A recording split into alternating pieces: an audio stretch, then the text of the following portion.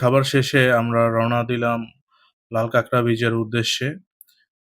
সরু একটি ব্রিজ দিয়ে আমরা যাচ্ছি লাল কাঁকড়া বীচের দিকে।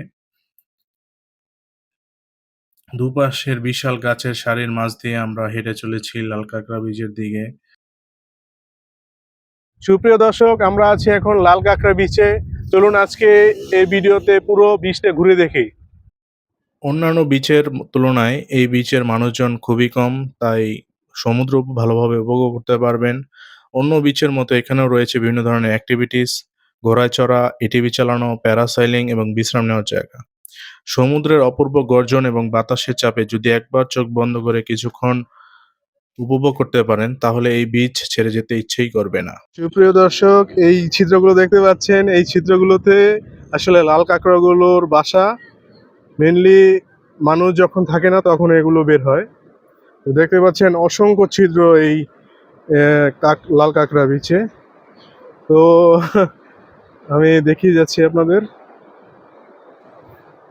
বুঝছেন, এখন আমাদের ভাগ্য ভালো না, তো একটাও লাল কাঁকড়া বের হচ্ছে না।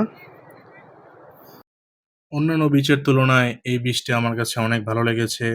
আপনারাও এখানে আসবেন, একটু ঘুরে দেখবেন এই বিচটা আপনাদের কেমন লাগে। তো আমার কাছে এর অভিজ্ঞতা খুবই ভালো। আমি আপনাদের রেকমেন্ড করতে পারি এই বিচে বারবার ঘুরতে আসেন।